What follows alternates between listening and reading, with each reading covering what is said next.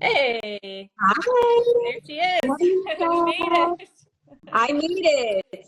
Awesome. We're so excited to chat with you today. So, for those of you who are just joining, this is Melissa. Melissa, how do we pronounce your last name? Abbattista? Uh, that's Yeah. perfect. You said it fantastic. I thought I should probably send a voice message and check first before we do the live just to make sure. And then, of course, but that's awesome. Well, I'm going to give a little intro to who Sure. Melissa is. I was thinking, the best way to introduce you, I think, would be to just share what we're going to have in our student spotlight. So Melissa is an alumni of NutraPhoria. She's a registered holistic nutrition practitioner and holistic nutrition and health coach. And she's also going to be featured in our newsletter next month. We have a great community newsletter, and I was just reading the intro of it to kind of get to know her, and I was like, this is perfect. This is exactly what I'm just going to read off. So we've got Melissa Abbattista, a NutraPhoria graduate, registered holistic nutrition coach, and the founder of the Wholistic Table. Inspired by her own journey of overcoming fibromyalgia, IBS, and the pressures of corporate life, Melissa has built a practice that takes a holistic approach and addresses the body, mind, and soul. So it's a whole, all-encompassing kind of viewpoint, which is really what we're all about. And it says, with deep empathy and a passion for empowering others, she helps clients navigate their health challenges and achieve life-changing transformations. So share a little bit more. Was that pretty spot on? Were we on the right track there? Very spot on. Thank you, Michelle. I really appreciate the introduction. Yeah, when it goes into my own health journey, I think a lot of us practitioners that come into this holistic realm, it's really because we had to go through our own healing journey and we had to navigate that path on our own, which now gives us the empowerment to help other people that need that, right? And it's a whole body approach. I always say it's never just nutrition.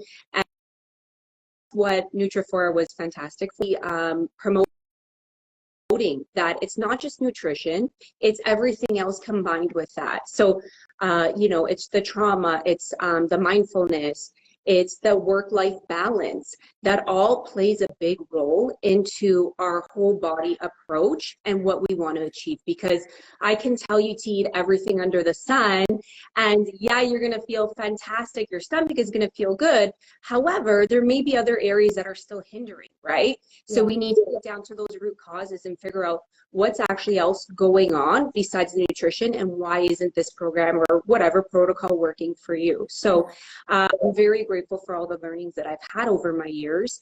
And I think fibromyalgia is something very close to my heart, just because that is what got me here, right? And you either take your chronic illness as a blessing or you take it as a curse. Yeah. And I saw mine as the biggest blessing that I had in my life, to be honest with you. Yeah. I was diagnosed at 18 years old with fibromyalgia. I couldn't walk. I couldn't move. I was bedridden. My mother didn't know what was going on with me. She didn't know how to help me. She brought me to different specialists. The doctors were putting every medication you can imagine, between antidepressants, sleeping pills, anti-inflammatory, the Lyrica pill that everyone knows with fibromyalgia, usually they're on. And we couldn't figure out how it was going to get better. And it was until I saw a lot of specialists, neurologists, rheumatologists, and then finally I was sent to one of the top rheumatologists in our area. And she did a 3-hour assessment on me. And she goes, listen, she goes, you have fibromyalgia, absolutely. She goes, but you do not need medication. She goes, you need mindfulness. That is your medication that I am telling you to do today. And I was so grateful for what she said to me, because it changed my life. It literally changed my life. So thankfully I had great supportive best friends, and them too, they helped me along the way. So we're like, okay, you know what? I've never meditated before. Let's go try this. So we ended up downtown Toronto at a meditation center. We're like, okay, this is good. I feel better. I feel lighter. And then from there, I went on my own healing journey. So my mother, thankfully, we stumbled upon a Chinese medical doctor. He was very old, probably 85 years old, and brought me into his back little office that he had. And he would actually have me record the sessions so that I would understand the body and what I needed to get better. And I think that's so important as well for practitioners. And I spend a lot of my time with my patients educating them, because I feel as though the only way you're going to get better is if you understand and why you're doing it. What's the purpose, right? So I'm not just going to tell you to do this and to do that if you don't understand why.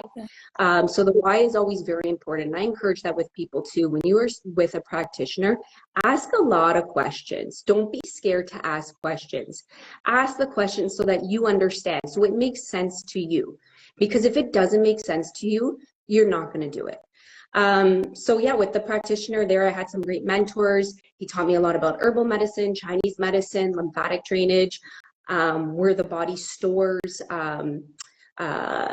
toxins and emotions and whatnot. So I was very grateful for everything I went through. And then from there, I took off to Italy, went to Ischia. If anyone has time to go to Ischia, please go if you have chronic illnesses. It is Italy's healing island. So I spent a few weeks there on a retreat and going through the waters there and learning the Italian healing ways, which was amazing. So lots of great mentors and lots of great learning along the way. Yeah, you bring about a good point there. I think a lot of the time when it comes to anything in the more functional or holistic side of things, we think that we have to cut out all these different modalities and just focus on the more functional and holistic things. But really it's about building your own support team. Absolutely. Whatever that looks like to you. And it's about pulling the nuggets of wisdom from everything that are available to us. Like, take the resources you need, work with the right people. And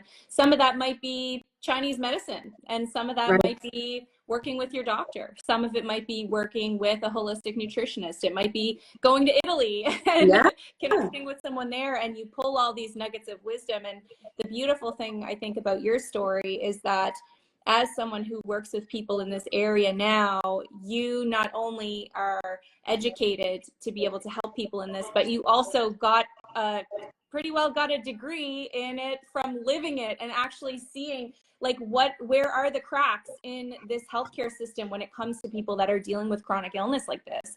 And what really helped me to transform in big ways, and what really felt like a couple of steps in the wrong direction. So you have such a well-rounded viewpoint of this type of stuff because of your experience. And then I think in the middle of all that, for someone to say, hey, you need more mindfulness, it's like, whoa. Wild, right? I was go there. Like, yeah. So it's amazing. Yeah, and that's absolutely right, Michelle. And it's going back to balance, right? Like, I may work for you right now as your practitioner, but you may find you need something more. Like, maybe you want to go to an osteopath, maybe you need acupuncture, right? So navigate through the resources. And I love this side of things, alternative healing, just because there's so many avenues that you can go. There's so many resources. It is absolutely endless. And each practitioner is different. They're gonna, even though I'm a holistic nutritionist, I may practice different than another person, right? So it's finding the person that works for you. It's like finding a hairdresser. And it's finding that person that works for you during that moment and that time in your life is important. Yeah. And sometimes it's just one thing that somebody says that changes everything. So you really have to, when you're on that healing journey, remain open to the potential coming to you in totally unexpected ways. You could sit with someone and say, I don't know if anything's going to come of this. And then they tell you one thing, and all of a sudden it's like, oh my gosh, this makes so much more sense now. Yeah. I wish I knew this 2 years ago. Yeah. When I was navigating all of this.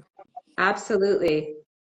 Yeah, but I was going to ask, so when it comes to specifically fibromyalgia, can we share with everyone, for anyone who's not familiar, like generally what it is and what sort of, we're kind of talking about the connection with IBS. What sort of connections do you see, or common elements do you see between people with fibromyalgia as well as IBS? So fibromyalgia is a very complex condition. When I was being diagnosed, I was being checked for MS, rheumatoid arthritis, lupus, Lyme disease, you name it, to rule those out because the symptoms are so similar. So when I talk about fibromyalgia, it's not a disease, okay? Let me tell you that. It is not a disease. it is a syndrome, okay? Because it is multiple symptoms that have layered. And it's almost like an onion effect that you need to start peeling the onion to unfold and to start to heal better. Because it's many factors that have built up and has caused that now reaction. And how it plays with IBS. So for those that don't know, with fibromyalgia, you will get a lot of symptoms such as vision blur, blur of speech. You'll start to get imbalanced, start to drop things. You'll be very shaky, pain all over the body. The pain radiates. For those that have fibromyalgia, you're not crazy. The pain is there. And it is chronic. And some days you feel like you can't even walk. Some days you won't even be able to hold a glass of water. I had times I would drop the glass of water because I had no strength to hold it. And chronic fatigue is another symptom as well. Memory loss. So you'll also forget things as well. So lots of symptoms that you will have with this. Also, too, 70% of people with fibromyalgia have IBS. It's directly correlated, and vice versa. 60% of people with IBS have fibromyalgia. So the reason why that they have that is because of the ENS system, okay? So our ENS system is actually the largest nervous system within our body. So that nerve is directly correlated. It's running from our esophagus all the way to our rectum. It's called the second brain for a reason, because it can function on its own versus the brain. It's signaling the brain. The ENS system also has more nerves than our spinal cord. So it has over 100 million nerves, which is wild. And this is why it's so important that your gut is part of your healing process when you have fibromyalgia. Extremely important because it holds so much. And this ENS system that resides in our gut, it's responsible for our mood, our digestion, even our muscles, blood flow, hormones, serotonin, dopamine. It's part of all of that. So the more that you're nourishing your gut, the better that you're going to support your fibromyalgia overall, okay? And then as well, it's going back into that onion effect with the fibromyalgia. So understanding it and the layers. So people that have fibromyalgia, it wasn't just one thing that has triggered it, okay? It's two common causes that I'll see. It's one, trauma, and it's two, toxins, environmental toxins. I'll get into that a little bit later. But let's talk about the trauma piece first. So when I'm saying trauma, it can be anything from verbal or physical abuse. It can be anything from a car accident, a death in the family, loss of job, anything significant that has happened in your life that has disrupted your nervous system, okay? That has caused that. The second to that is the toxin piece, let's say. So again, when I talk about toxins, it can be environmental toxin. It can be you had H. pylori, you have a leaky gut, high antibiotic use, smoking. It can be any of those things combined and much more that have caused those two significant triggers within your digestive tract. So when it comes to my... Hello, everyone. Welcome back. We were disconnected all of a sudden there. I'm not sure what happened, but we're getting Melissa back on. Hello. Hey, sorry, We were there. It went black. Oh, yeah. We were chatting and then you were gone. I don't know what happened. I'm back. We're all good. We're here. Part two, everyone. This is the good stuff. This is the stuff you want to hear about. Yeah. Definitely. But we were chatting about some of the common elements that you noticed, and we were talking about the connection with trauma, as well as infection, overload of toxins, things of that nature. I know for myself, Melissa, one thing I've seen is a lot of the time the trauma part is what knocks over the bucket. So Absolutely. like the bucket of things is filling, we've got poor diet, we're malnourished, we're stressed out, we're not dealing with our day-to-day stressors. we're in a moldy environment at home or at work, we've got leaky gut, we've got this, we've got that, and then all of a sudden one traumatic thing happens, and then all of a sudden the manifestation of these symptoms started. Absolutely. And if we look at someone's history, we can see where the tipping point was, where everything else started spilling out and creating the manifestation of symptoms. Is that what you're kind of seeing? 100%. The trauma is the tipping point.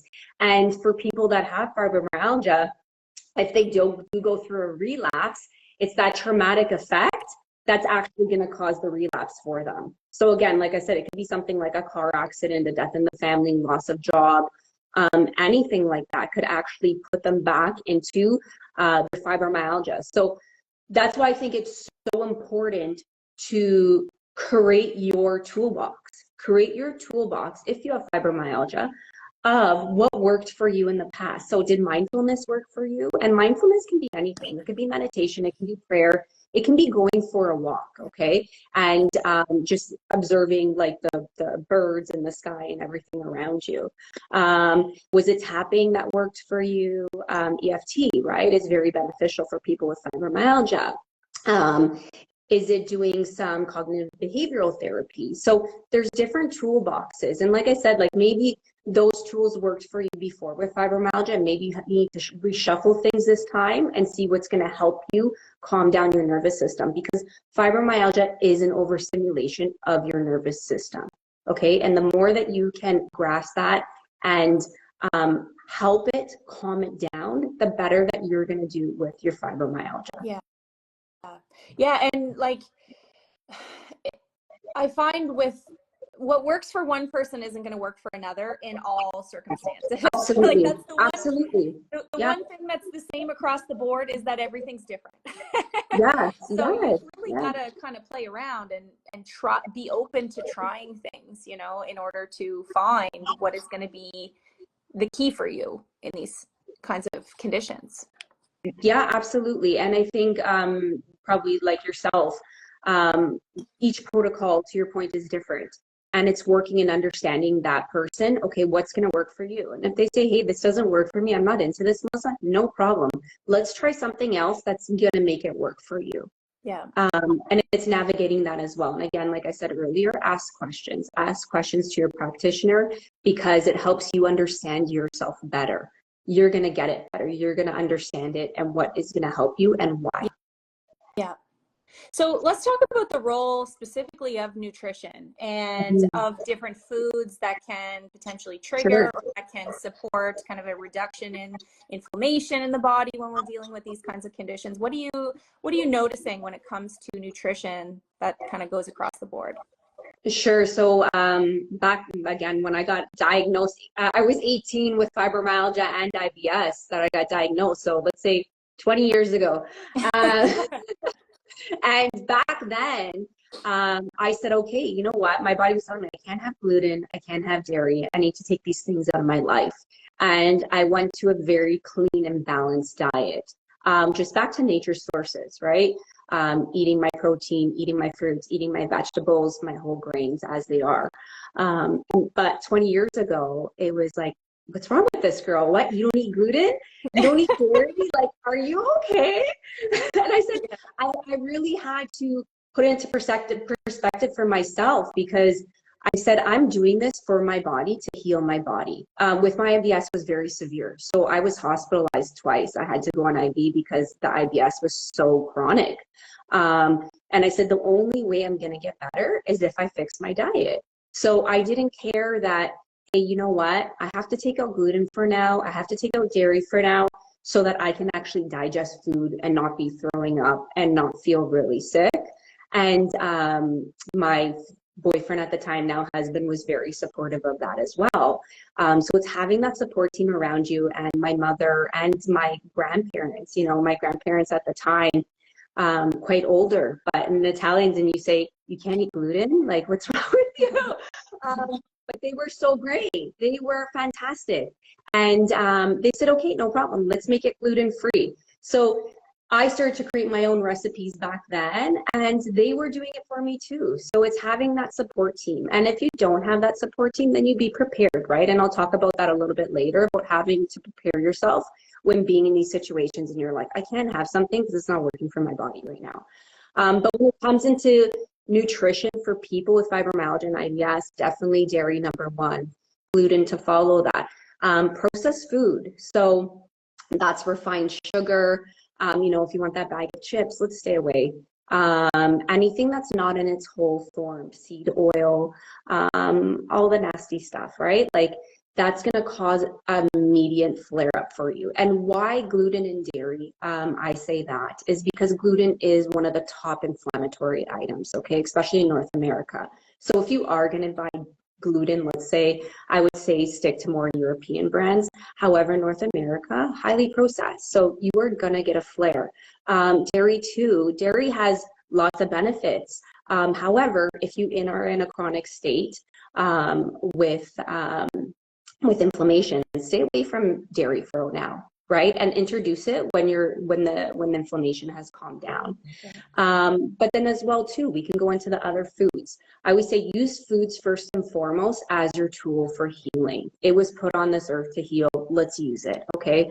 Garlic, anti-inflammatory. Let's use our oregano, parsley, cloves, honey. Onions are fantastic as well. Cilantro. So there's so many different ways that we can use food to benefit us. Ginger is fantastic for the digestive system and for inflammation as well. And I talk about ginger a lot. I'll talk about bone broth as well, a lot as well for healing the gut. Aloe, fennel. So lots of different ways that we can go into food sources and using our food to really heal our body. Yeah. Yeah, I like that. And, you know, for a lot of people, when they find that they're starting to develop any kind of gut issue, it's like, I have to get rid of all these foods I've eaten my whole life. This doesn't make sense. And it can be really like a mental challenge. Yeah. And the thing I will often say is that we don't have to omit them necessarily forever. No. But like something's on fire enough that you have these symptoms. And so when we omit them for a while and the fire can go out, then we can look at, you know, helping the body to come back to its baseline. Then we can look at, hey, why don't we try to introduce these things and see now that the body is chill. When we introduce them, is there a difference in terms of how I feel, how I'm reacting? And it's all about being curious about what's coming up. It's not like all these foods are bad and you should stay away from them. It's like, let's see how you react once we get the fire out. Step one, let's get the fire out.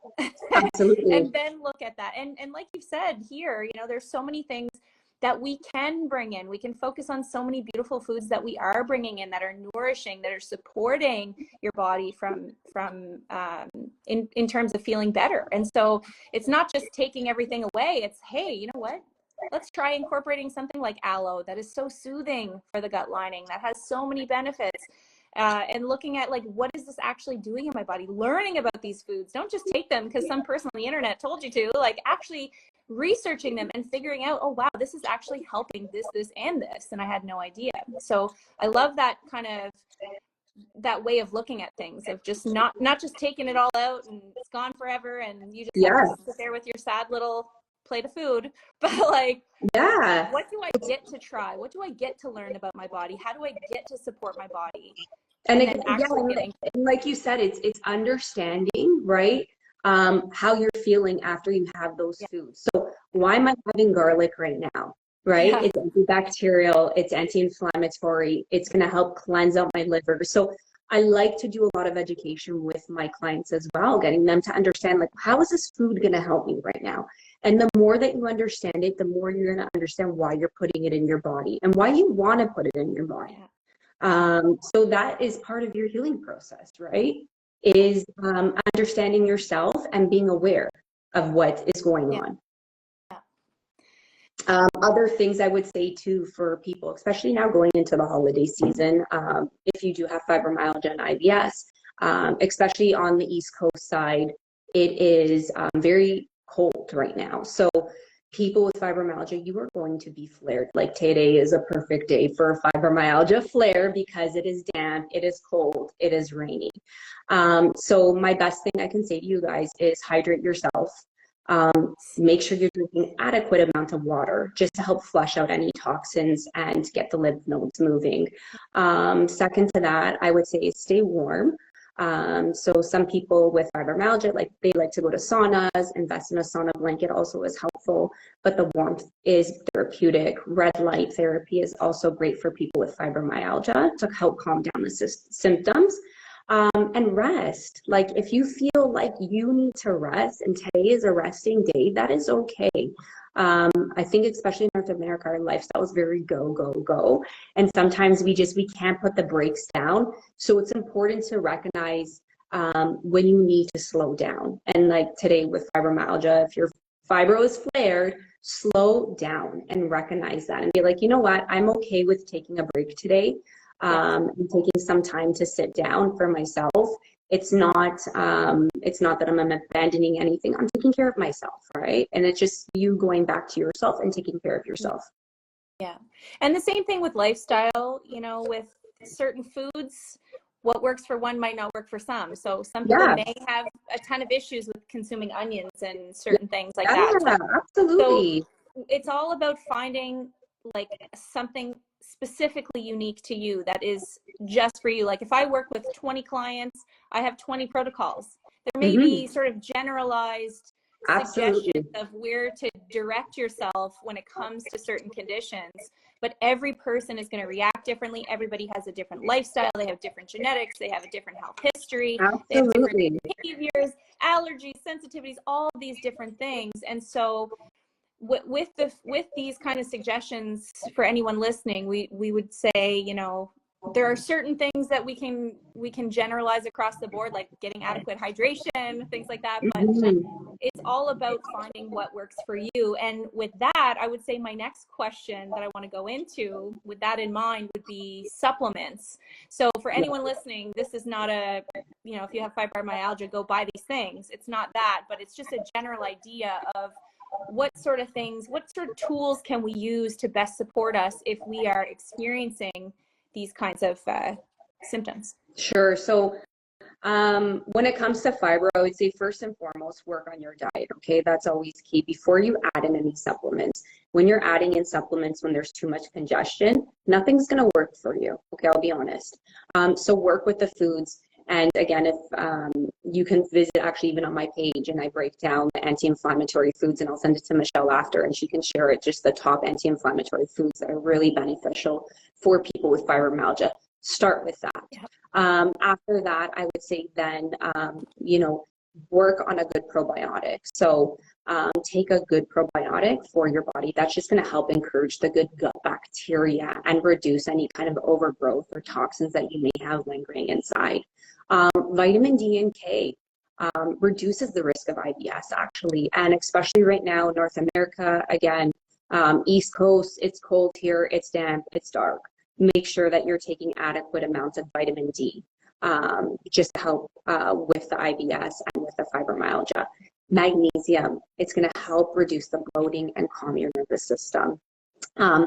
Vitamin C to reduce the inflammation and the toxins. I found vitamin C was very helpful for me. And B complex, that will help again with the nerves, the moods, and the fatigue that you may be having as well. And then, you know, there's other supplements that you can go into as well if you want to take a turmeric or something else like that. And if you want to do, say, a detox program, I think it's great. Spring and fall, those are great times to do a detox. Work with your practitioner, though, on this. I wouldn't say do the detox by yourself, but I would say do a detox if you wanted to with a practitioner to make sure that it's working for you and your body. Yeah. And there are different forms of these, you know, there are different forms of magnesium. Some are beneficial for certain things, some are beneficial for others. There is blood testing that you can do to actually find out where your vitamin D levels are in order to supplement them. So this is why working with a practitioner and not kind of winging it is so powerful in terms of actually getting that individualized and detailed support for your unique situation. Yeah, Michelle, and even when it goes into blood work, that's great. Like I always tell people, get your blood work done. Check it out. Let's see what your thyroid at. Let's see what your vitamin D is at. Everyone's low in vitamin Ds, but let's see what you're at.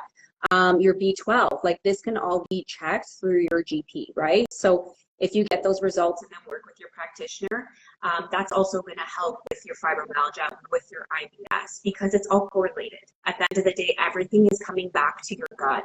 Yeah. Your gut controls so much. Let's start there, and then let's see where it's lingering and where else is it affecting. Is it affecting your thyroid? How's your liver? Do you have a fatty liver, right? Yeah. How are your kidneys? Is there too much congestion? So we have areas to focus better on. Yeah. And like you said, maybe that's why you can't have an onion, or that's why you're reacting to gluten. That's why you're getting all these symptoms, because it's just not jiving, right? So it's working together to figure that out. Where's the root cause and where do we need to fix things? Yeah. And a quick question. There's somebody in the comments, Jamie, was wondering what the place in Italy was called. So it's actually an island off of the Amalfi Coast, and it's called Ischia. And Ischia is about 30 minutes from the Amalfi, I would say. And you go there, and all the water in Italy is healing water around the Ischia Island. And they actually have dedicated spas. All the food obviously is local and fresh. And they work a lot with people with chronic conditions. So if you do go to any of their spas, a lot of people that do navigate to Ischia, they have cancer, rheumatoid arthritis, anything like that, and you bathe yourself in the waters, and it has so much minerals in it, therapeutic minerals that are really healing for your body. Yeah. Well, thank you for sharing that. I promised someone, I was like, I will ask her. Yeah. I'll post some information about it. I'll post some information about it on my story after this. Okay. So you guys, the holistic table when this is over, and we have her tagged here on this video as well as in our stories, so you can find her there. And I like when you're talking about anti-inflammatory foods and things of that nature as well, because one thing I like to share with people is that when you consume certain foods that are supportive and they're nourishing the body, we think like we could be going into it like, well, I'm doing this because I have gut issues, I have fibromyalgia, I have whatever the case may be, but the way that it affects the whole body. Absolutely. So you might be going into trying these new things to support your IBS, and then all of a sudden your skin is clearer, and all of a sudden you're sleeping better, you're waking up and you actually feel rested. So it's affecting every different aspect of your life. Your mood is different, and you're like, this is why I think even when it comes to chronic illness, don't wait until you are in the depths of whatever you're dealing with to look at what can I do now to move the needle in the right direction and support my body, whether it be through anti-inflammatory foods, whether it be through looking at what supplements I might need to support my body now, or what I might want to try, or whatever the case may be. And this kind of goes into like other things that we were suggesting, like let's talk about the mindfulness piece that you brought up. Sure. That we had suggested to you, and like what other things can people with fibromyalgia and IBS start to look at incorporating and trying? Sure. So if you have fibromyalgia, or if you've conquered it yourself, you've probably done a lot of these things, but I would suggest the first and foremost thing is altering your mindset and your perspective. That is key, okay? Because it's understanding that you're not stuck in this. When you have fibromyalgia, you feel very stuck, and it is very scary because you're like, how do I walk again? How do I hold a glass again? I can't walk around the block like I used to. I can't do these exercises like I used to. I can't even, concentrate on something. It's very difficult. So it's changing that mindset. So grab yourself a book or an audiobook if possible and read something encouraging or empowering for yourself. It's giving yourself back that empowerment to know that, hey, I got this and I can do this. When you lose that empowerment, that I don't have any control, things are going to be out of control, and it's taking that control back. So I always have a great book that I suggest to people. It's called Love is Letting Go of Fear, right? And it's really letting go of that fear aspect and bringing back the love into your life, and that's bringing back the self-worth into your life. So starting there, get yourself a good book or an audiobook if you can't do it. Next, I would say, is the mindfulness piece. So mindfulness, again, is different for everybody. So it can be a meditation. It could be doing box breathing is really helpful as well. If you want to do EFT, which is tapping, if you want to do prayer, if you want to go for a walk and just enjoy yourself in nature, you don't even have to walk. You can just sit at a bench, go to a park bench where you're just by yourself, and enjoying your surroundings.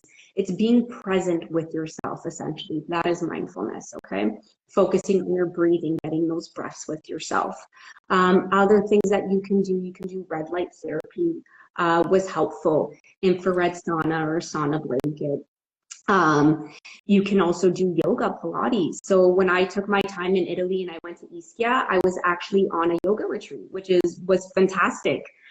So we would do yoga in the morning, and then we would just do adventures all day and go to the spas and whatnot, but just more calming activities, right? So lymphatic drainage is great too for people with fibromyalgia, getting those lymph nodes moving, because everything is stuck right now, especially with inflammation. It helps calm down a lot of the inflammation. So I noticed lymphatic drainage was very helpful for me.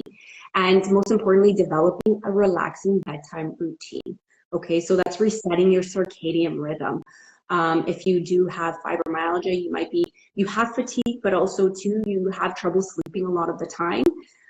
So it's creating that bedtime routine for yourself. And what does that look like? So is that me, going upstairs at 8 p.m. at night, and I'm starting it there because I need adequate time. So I'm going to do a hot cold shower. Maybe I'm going to do an Epsom salt bath. I have my detox bath I always put on my page as well. You can check it out. That's great too. Maybe you want to do some dry brushing. Following that, you may want to read your book, read your mindfulness book, or you want to do some meditation or some stretches before you go to bed. But it's creating that routine for yourself, and how that looks is different for everybody. But that is also beneficial just to calm down the nervous system. Yeah. Yeah, we don't realize sometimes we're just going about our life and our nervous system is on the back burner, actually thinking that we're being chased by a lion, but we're just like making dinner. And so this is the dysregulation that we're working on. And we think, oh, these simple things like, just going, having a bath, that's not going to make a big difference in how but it really, really does. Like we don't take these small micro things seriously enough, I think, in general, and we're always looking for the pill for every ill, but it's usually the basic foundations. What are your habits? What are your routines? What does your nighttime look like? What does your morning time look like? Are you waking up, grabbing your phone and doing a doom scroll before you go to work every day, and then having a coffee before you have any protein in your system? There's so many small things that we can do that have the ability to transform things in a powerful way that we're skipping over for the pill. And those little changes make a world of a difference. Let me tell you, just incorporating, like you said, like those tiny little changes of, not having coffee on an empty stomach before breakfast, like that will change things for you. I promise you. And it's getting into those good habits, because it's very easy to get into bad habits and be stuck in those bad habits. But slowly, as you integrate these little new changes and they become habits now for you, your life then starts to get easier. Yes, I love it. Well, let's talk about the holidays, because we are coming into the season of all the treats, all the stress, all the shopping, there's so many emotions. Christmas is a beautiful, wonderful holiday, but then there's also a side of it that for a lot of people, it's a hard time of year. And especially when you have certain nutritional triggers and all kinds of things. How do you navigate this as someone who's dealing with a chronic illness such as this? Sure, yeah, and that's a great question, especially for people with IBS and fibromyalgia. You sort of go into a panic stage, which might even flare your fibro and IBS even more, because you're like, oh my gosh, I have to go to all these parties in advance. What am I going to do when I say I can't eat this or I can't do this? My advice to you is plan ahead, right? Plan ahead before the event that you're going to. So if you know that there's going to be a lot of trigger foods for you or things that are going to bother you, Make sure that you have adequate amounts of food or protein before that you're going, so that you don't have those sensations when you are going. And then also too, you know, if you don't want to avoid glucose spikes, you can have your apple cider vinegar 30 minutes before that you're having any of those heavier meals, and that's just going to help your digestion. Ginger is fantastic too. If you are at these parties and say you want to stay away from alcohol because alcohol is a trigger, unfortunately, for IBS and for fibromyalgia, what's a better way that you can do it? So do we want to make a sparkling water with some lemon? Think of other things, and also connect yourself with other things. Like, don't be distracted that, oh my gosh, I need to have the alcohol, I have to have the alcohol. Let's talk to someone across the table and see what's going on with their life. And it's just adding those connections with people so that you don't feel neglected from those things that you normally can't enjoy, right? And if you are going to have those things, I would say portion control, right? So if you're going to have that plate of pasta, well, let's just size it down a little bit. So instead of having a huge plate of pasta, let's focus more on veg, let's focus more on our protein, and then you can have a smaller piece of pasta, right? So you're still enjoying it and you're still having it. It just comes down to the portion control of that, right? And having less is more. And there's so many alternatives with things like alcohol nowadays. Mocktails Absolutely. are trending. Absolutely. You can grab anything off the shelf and bring it and still be involved in the event without having to trigger a flare. Absolutely. Like I used to, when my IBS and fibro was chronic, like I'd have a glass of wine and I would be vomiting after, right? I couldn't handle it. So you have to listen to your body. If your body doesn't want it right now, don't force it. Be gentle with yourself. Have patience for yourself. I think that's really key with all of this. Like having the patience to know that, you know what, it's okay, I can't have this right now. Eventually will. It's just my body needs to heal and do its own thing right now. Yes. Yeah. And forgive yourself, right? So don't dwell on, you know, if you do overindulge and you're gonna have that alcohol and, oh my gosh, like what did I just do? I caused this flare, now I'm in so much pain. And you get mad at yourself sometimes. Just don't carry that guilt with you. You're gonna restart after the flare has calmed down. You're gonna restart yourself and you're gonna get yourself back to where you need to be. Yeah. Any other suggestions for the holidays? I know we chatted a little bit ahead of time. We had so many different things to cover. I feel like we've covered a lot for folks, but is there anything else you feel like we should add before we close up the chat today? Yeah, I would say, you know what, for people battling any chronic illness, like if you feel stuck right now, first of all, you're not alone, okay? Especially for those that have fibromyalgia, like, you know, the sensations and the feelings, they're there. I get it. You're not crazy. It's real. The pain is real, but no, you are not stuck. I think the biggest objective that anybody has for themselves dealing with a chronic illness is not giving up on yourself. It's so important to know that there is still hope. There's still light at the end of the tunnel. Keep moving. Keep making yourself a priority. And most importantly, know your worth. Like, your condition does not define you. I am not fibromyalgia. I am not IBS. And you're not your condition either. Make sure that you have your support team around you. And if you don't have anyone that's supporting you right now, like back then, we didn't have any real support groups, right? Especially for fibromyalgia. I was like, what is fibromyalgia?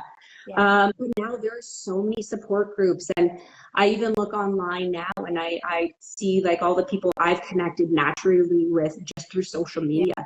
You can find support via online as well. So just know that you're not alone and things will get better. Just be patient with yourself and give yourself grace. Yes. I love that. Well, thank you so much for being here, Melissa. And thank you, Michelle.